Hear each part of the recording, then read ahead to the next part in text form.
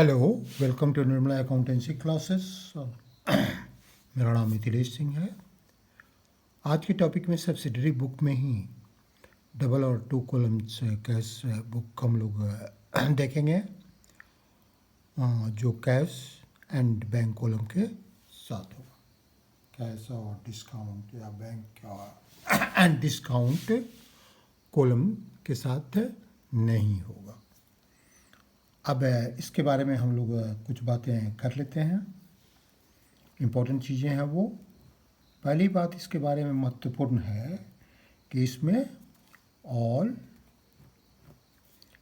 Cash and bank transactions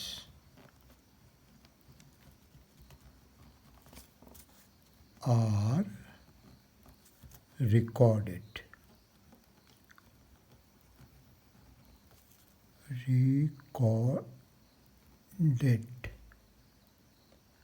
in the two columns cash book in it। ठीक है। दूसरी important बात क्या है? पहली बात क्या है कि इसमें जितने भी कैश और बैंक के ट्रांजैक्शंस होते हैं उनको उनमें लिखा जाता है। हमने पहले ही क्लियर कर दिया है कि ये टू कॉलम्स जो होगा वो एक कैश के लिए होगा और एक बैंक के लिए होगा। दूसरा इम्पोर्टेंट पहलू है all receipts of cash and cheque and draft, all receipts of cash and check oblique cheques लिख सकते हैं, ड्राफ्ट्स लिख सकते हैं, drafts are recorded on debit side and all payments in cash and by check oblique draft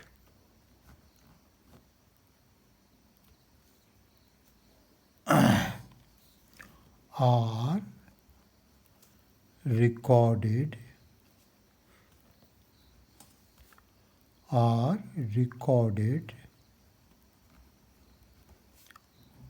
on the credit side।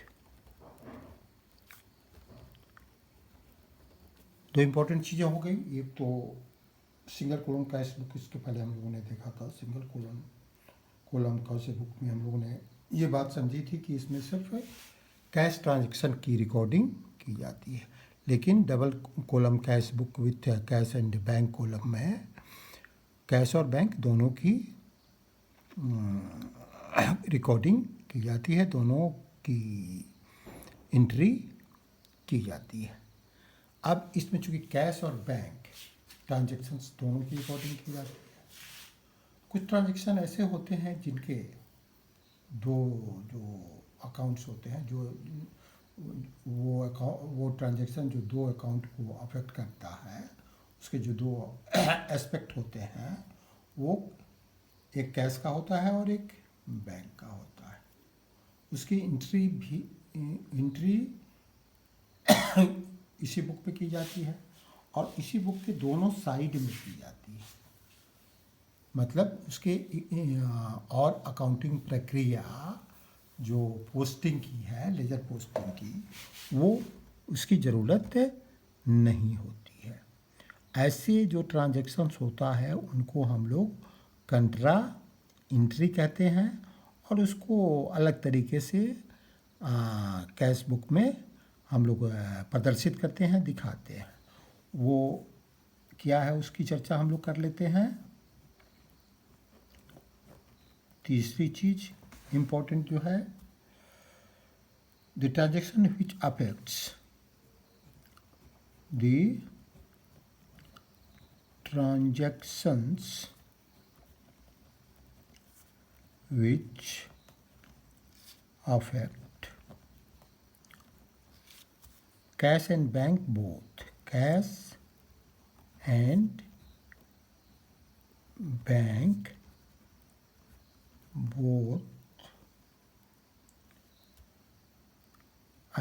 both cash account and bank account both, आप capital से ही लिख दें, बैंक, इसको भी capital, cash and account and bank account both on both side of cash book of cash book are called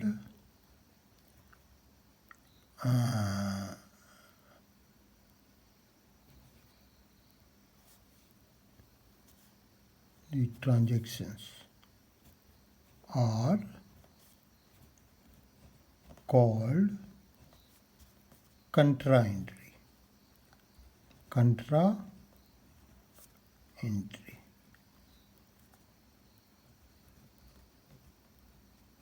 Contra entry. It is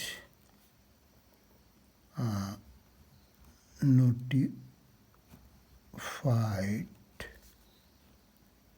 by writing C on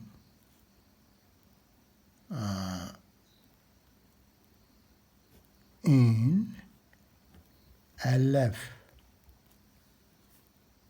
column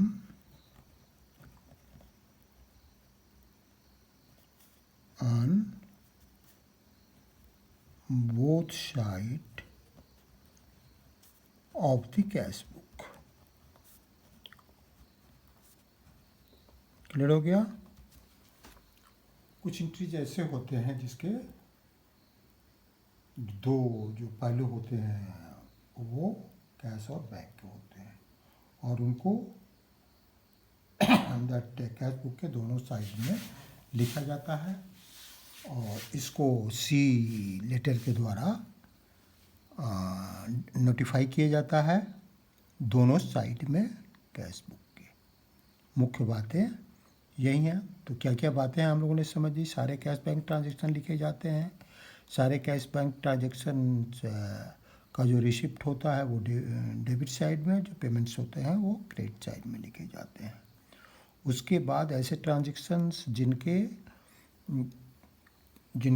जो transactions जिनमें cash और bank account involve होते हैं, सिर्फ involve होते हैं, और उनको हम लोग इसी बुक में दोनों साइड में लिखते हैं और इसको लेटर सी से इंडिकेट करते हैं। यही मुख्य बातें हैं। इसके अतिरिक्त कुछ बातें हैं जिसको मैं एक account format, 2 columns cash book के अकाउंट फॉर्मेट के द्वारा आपको बताता हूँ। दैट हेडिंग हम लोग लिखेंगे कैश बुक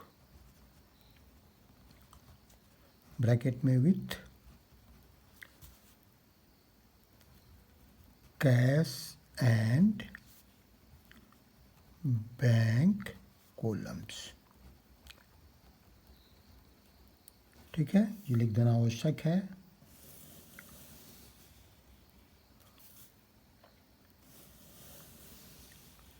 ये हेडिंग के लिए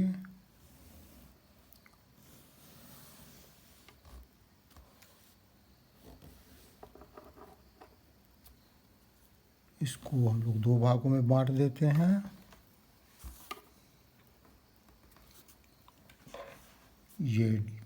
डेट के लिए हो गया, ये पार्टिकुलर्स के लिए, ये एलएफ के लिए, और ये कैश के लिए, ये बैंक के लिए।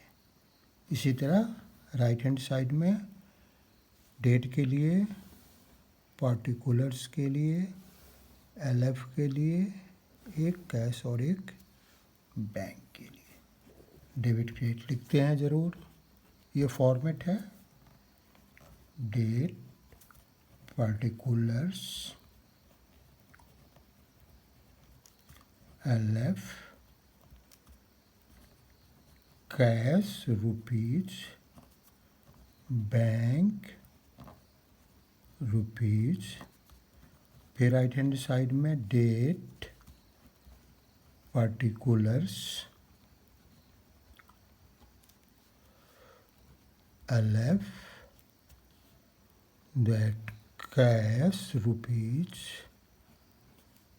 and bank rupees। पार्टिकुलर्स का मतलब आप जानते हैं, पार्टिकुलर्स मतलब पार्टिकुलर्स का मतलब होता है विवरण, जो क्या क्यों हम कर रहे हैं इसकी चर्चा करने के लिए। अब सबसे पहले एक दो चीज़ें मैं आपसे क्लियर कर देना चाहता हूँ।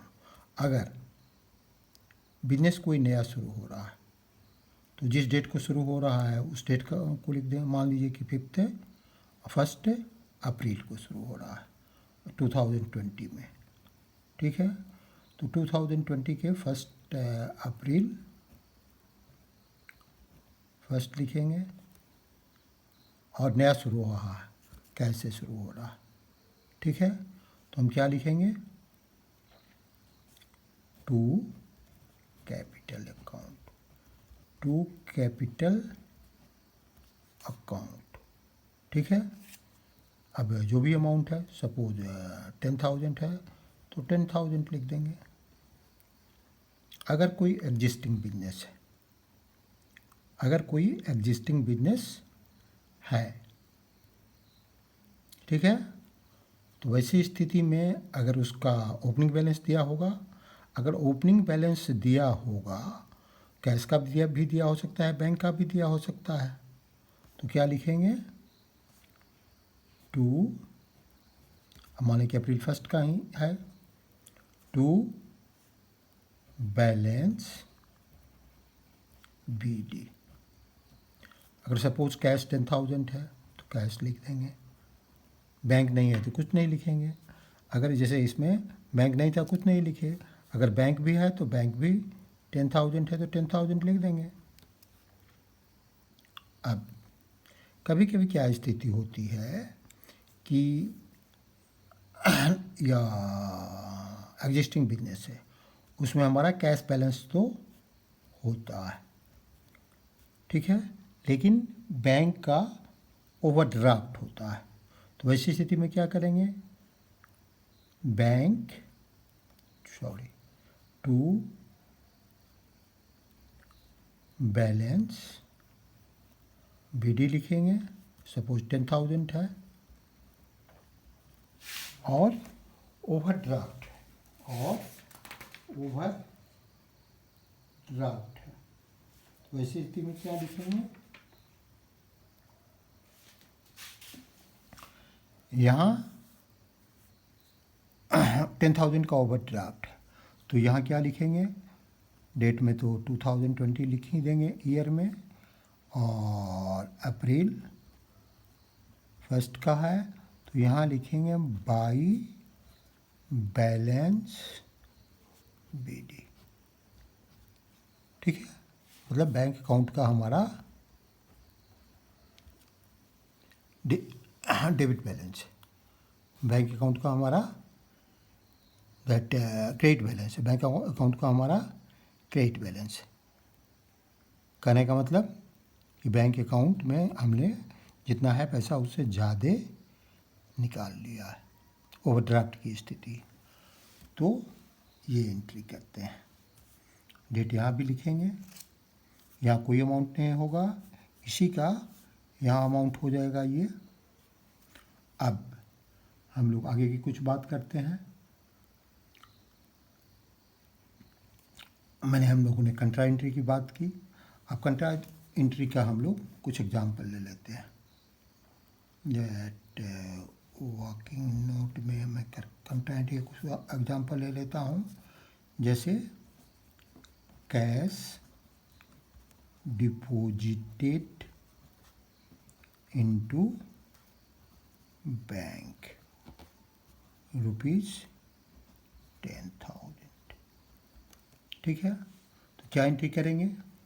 सपोज ये 5 अप्रैल है, अप्रैल 5 को, तो कैश बैंक में जमा किया गया।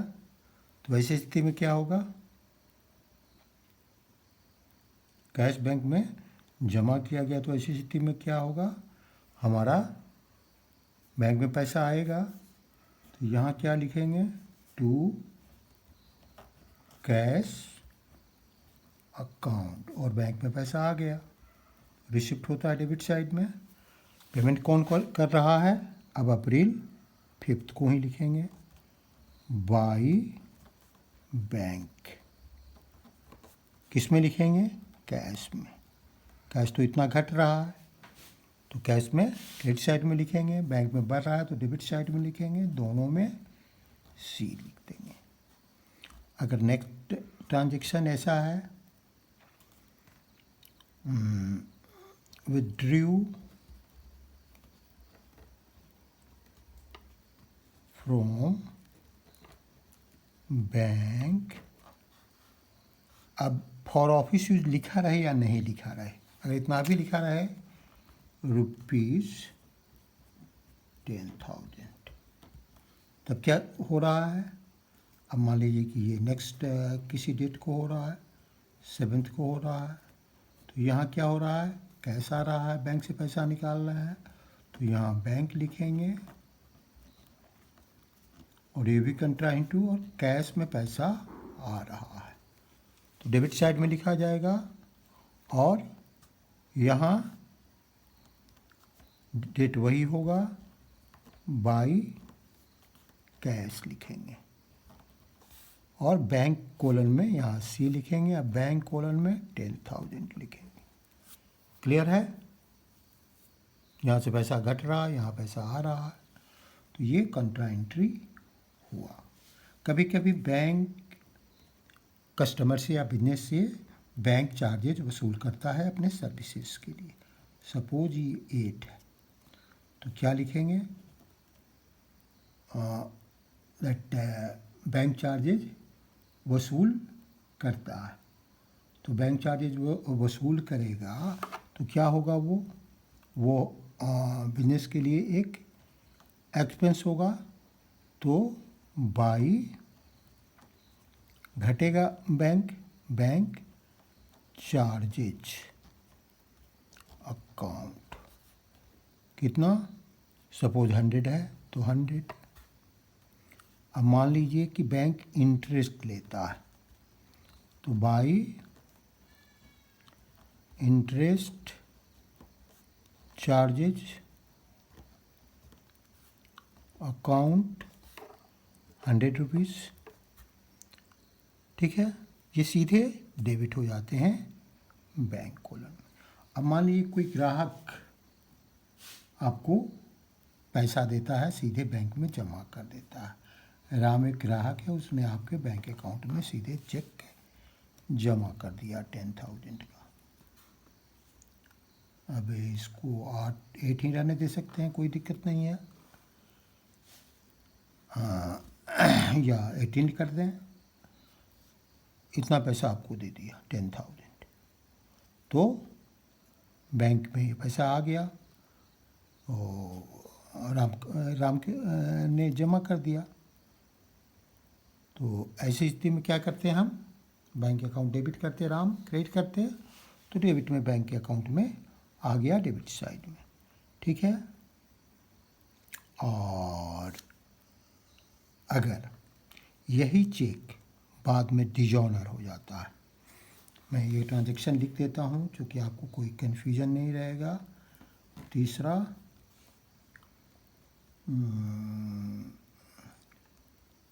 ये पहला ट्रांजैक्शन है, ये दूसरा ट्रांजैक्शन है, मैं तीसरा ट्रांजैक्शन ये आपका हो गया, ये पहला हो गया, ये दूसरा हो गया, अब तीसरा इधर भी होगा। राम अकाउंट, ये यही ट्रांजैक्शन राम डिपॉजिटेड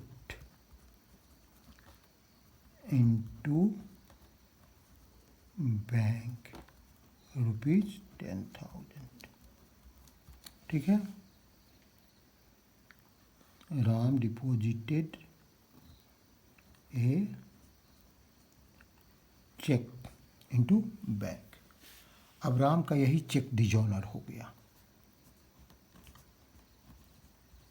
राम्स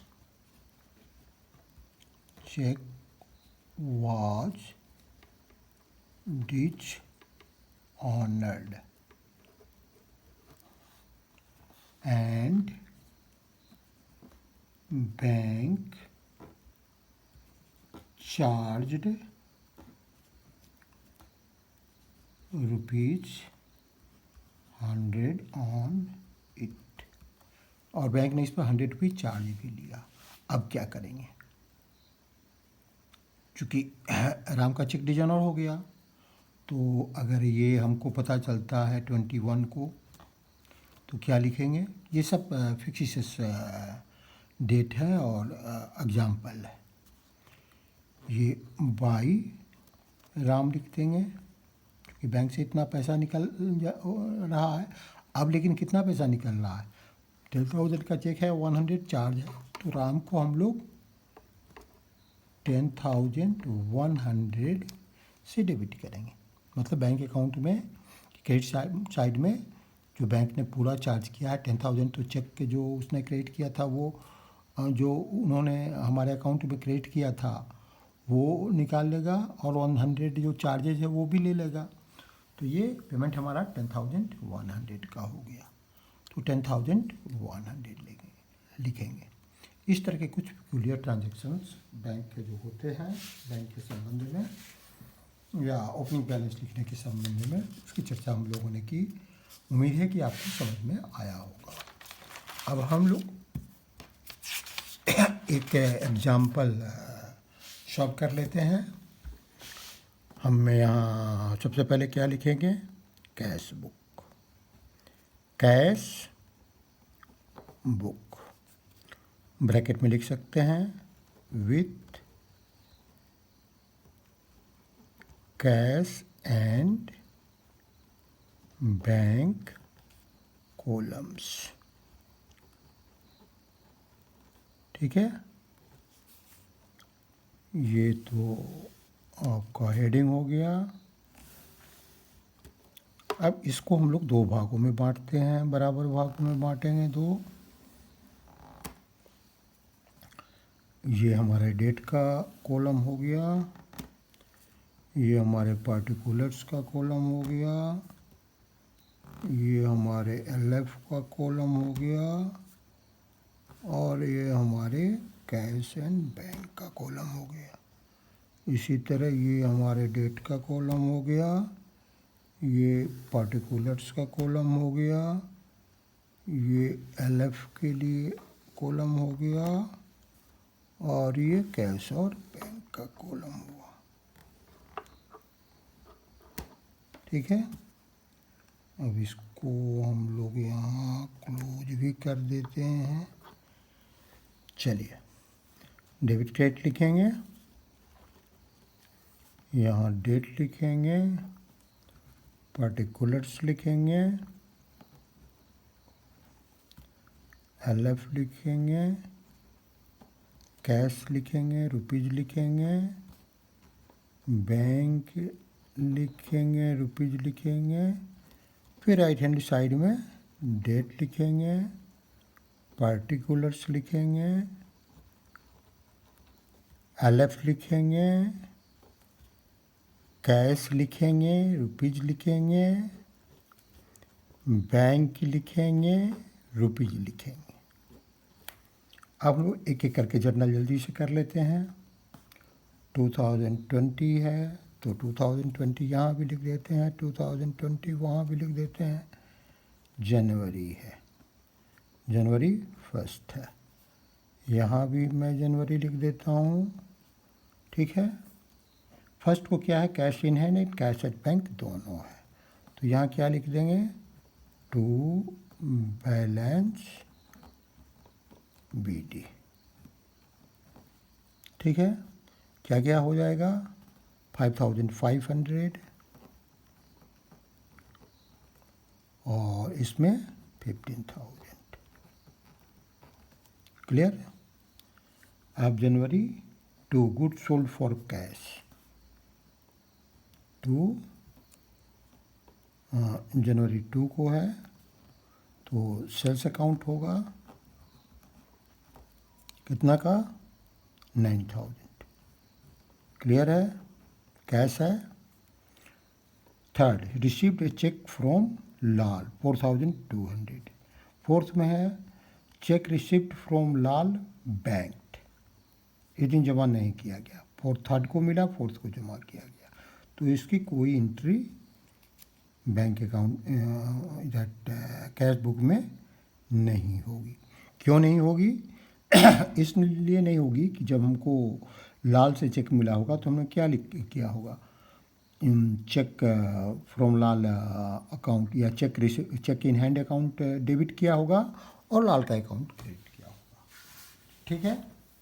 अब जब चेक इन हैंड हमारे पास डेबिट है, अब जमा कर रहे हैं, तो हम क्या करेंगे, जिस दिन जमा करने के दिन हम बैंक अकाउंट को डेबिट करेंगे और that cheque in hand account को क्रेडिट करेंगे। तो यहाँ क्या क्या लिखेंगे, यहाँ लिखेंगे फोर्थ को cheque in hand account, third की कोई एंट्री नहीं होगी, फोर्थ को to cheque in hand account, to fourth को लिखेंगे to cheque in hand account, cheque in hand account. Bracket में लाल भी लिख सकते हैं, कोई दिक्कत नहीं है। ब्रैकेट में लाल का चेक है, यादाश्त के लिए लिख सकते हैं। अब कितना पैसा हम जमा कर रहे हैं, 4200। कहाँ जमा कर रहे हैं, बैंक में, ठीक है। अब नेक्स्ट आते हैं, बॉट गुड्स 7000 इसका गुड खरीदा, तो ये जनवरी कितने को खरीदा, बॉट गुड्स 5th को, तो यहाँ जैन 5th लिख देंगे। और बाई गुड्स पर खरीद रहे हैं तो परचेजेज अकाउंट लिखेंगे, ठीक है। परचेजेज अकाउंट कितने का, 7000, ठीक है। बैंक चेक नहीं लिखा है तो कैश में ही payment, paid carriage in cash, इसके साथ हम कैरेज भी पेमेंट कर रहे हैं इसी डेट को, तो बाई कैरेज अकाउंट, ठीक है, 200। अब नेक्स्ट, अर्थ को सोल्ड गुड्स फॉर कैश, अर्थ को टू सेल्स अकाउंट, कैश के लिए स्पष्ट लिखा हुआ है तो 7500। क्लियर है। अब sale proceeds of April 8 deposited into bank, अब इसी पैसे को हम लोगों ने बैंक में जमा कर दिया, तो जमा कर दिया तो ये क्या होगा, 10th को जमा कर दिया, तो क्या लिखेंगे, टू कैश, कैश हमने जमा किया, कहाँ किया, बैंक में किया, कितना किया, 7500। यहाँ क्या लिखेंगे, सी लिखेंगे, है ना, यहाँ लिखेंगे सी कंट्राइंट, यहाँ ये अकाउंट का सी है, मिसअंडरस्टूड मत कीजिएगा, ये कंट्राइंट हुआ। अब 10th को ही फिर दूसरा, यहाँ क्या लिखेंगे, बाई बैंक, है ना, कैश निकला, बैंक में हमने पैसा जमा किया, कितना 7,500, ठीक है। और यहाँ भी हम सी लिखेंगे। नेक्स्ट ट्रांजेक्शन लेते हैं। 12th को withdrew from bank for personal use 3,000। 12th by drawing account, personal use को क्या कहते हैं, ड्राइंग्स अकाउंट। ये कंट्रा है एक और ये कंट्रा है, ठीक है। इसलिए मैं क्रॉस कर रहा हूँ कि ये LF कोलन में अकाउंट का सी यहाँ जैसे हो गया है, तो आपको कन्फ्यूजन नहीं। बाई ड्राइंग कितना है 3,000। अच्छा सॉरी, फ्रॉम बैंक कर रहा है तो 3,000 हम इसको बैंक कॉलम में लिखेंगे, ठीक है। 3,000 हम बैंक कॉलम में लिखेंगे। बॉट गुड्स फ्रॉम अमर, अमर से 10,000 का गुड्स खरीदा, इसका एंट्री नहीं आएगी। 17 paid Amar by cheque and discount allowed. अब अमर को हम लोगों ने पेमेंट किया और डिस्काउंट हमको मिला। ये अमाउंट दैट इज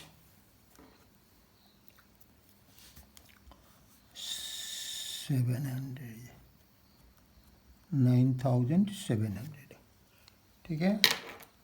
तो 9,700 हमको मिला, ठीक है। तो मिला तो इसकी एंट्री करेंगे कहाँ, डेबिट साइड में। दैट ये सॉरी पेमेंट किया हमने, बॉट गुड्स पेड अमर, पेमेंट किया तो क्या कहाँ करेंगे, क्रेडिट साइड में। बाई डेट क्या है हमारा 17th। बाई अब क्या करेंगे, अमर अकाउंट, अमर अकाउंट कितना होगा 9,700। बैंक कॉलम में करेंगे, चेक के द्वारा पेमेंट करना। Sold goods to Mohan, Mohan को हमने गुड्स बेचा, इसकी एंट्री नहीं होगी। क्रेडिट एंट्री है, received cheque from Mohan, Mohan से चेक मिला 21 को, तो अब हमको मिल रहा है चेक, तो इसकी एंट्री करेंगे। कब करेंगे 21 को। To Mohan account, Mohan MOHAN account, ठीक है। और चेक मिल रहा है 8,000 का, तो बैंक कॉलम में लिखेंगे 8,000। सॉरी कितना मिल रहा है 8,000 मिल रहा है।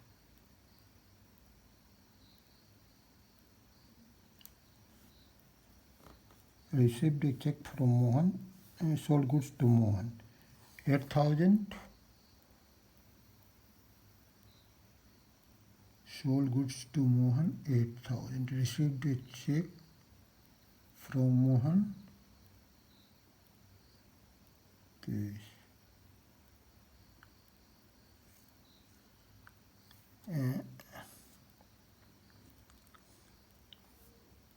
अच्छा, received a check from Mohan, sold goods to Mohan 8,000, received a check from Mohan, ठीक है, ये भी एंट्री नहीं होगी।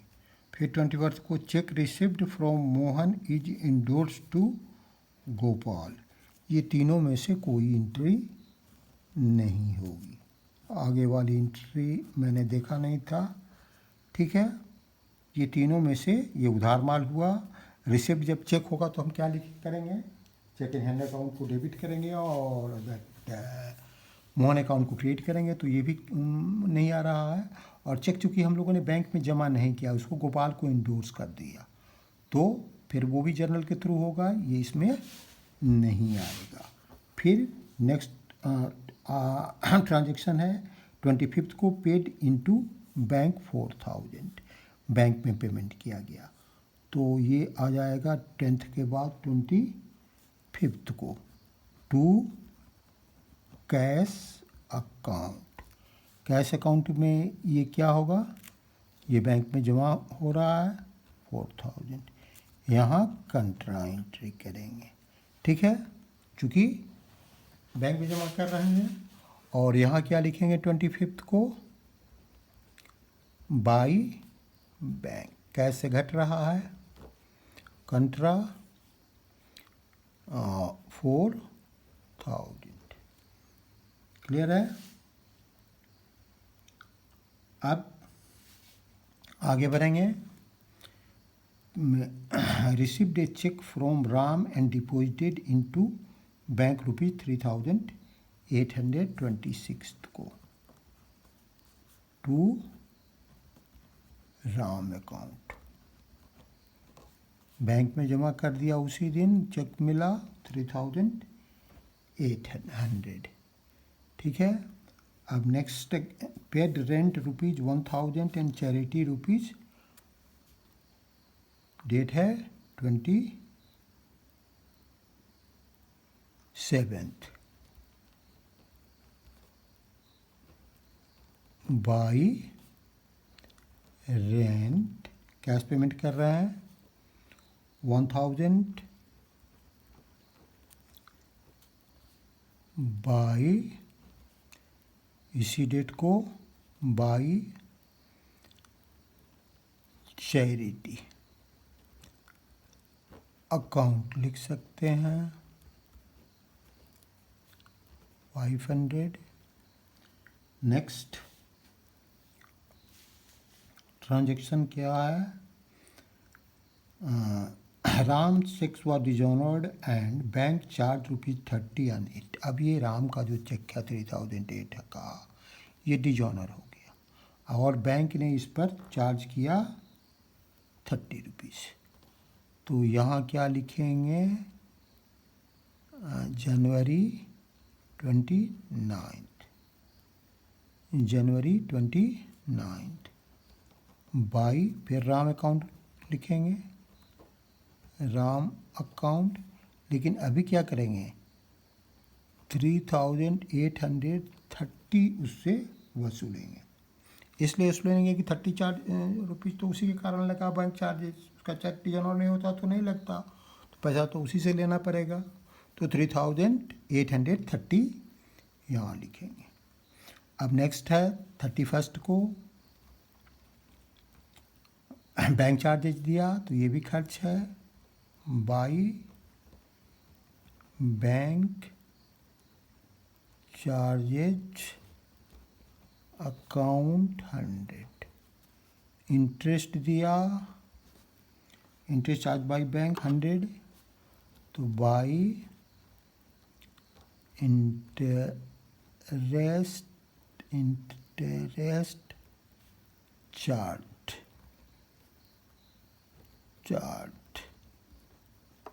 कितना 100। अब सारे ट्रांजेक्शन हम लोगों ने कर लिए। अब हम लोग इसका टोटलिंग करेंगे, ठीक है। टोटलिंग में हम थोड़ी सी जगह ले लेते हैं।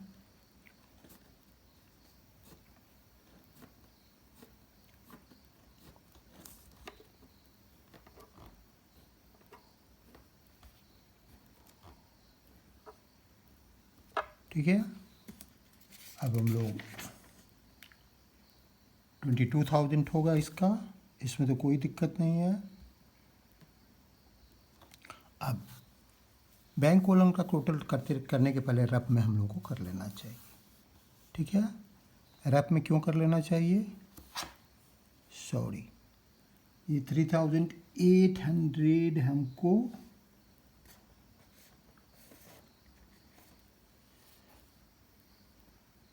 ये दोनों अमाउंट्स गलत हो गया, ये दोनों अमाउंट क्योंकि बैंक ने चार्ज किया है तो कैश में तो नहीं लिखा जाएगा ना, ये दोनों अमाउंट बैंक कॉलम में ही लिखा जाएगा और ये भी तो बैंक में ही लिखा जाएगा। ये गलती हो गई थी, अभी कॉलम इसके लिए प्रैक्टिस की ज़रूरत है। और ये ठीक है, ये गलती हुई थी, तो इसको कैश कॉलम में नहीं बल्कि बैंक कॉलम में लिखा जाएगा। हम टोटल करेंगे, हमने बताया कि इसको हम लोग टोटल करेंगे, तो ये और इसका टोटल करेंगे। अगर रफली हम टोटल करते हैं तो ये ज़्यादा आता है, तो इसी के टोटल को हम लोग पहले लिखते हैं। इसका टोटल है 34,500, 34,500। फिर यही दोनों टोटल हम लोग इस साइड में लिख देते हैं,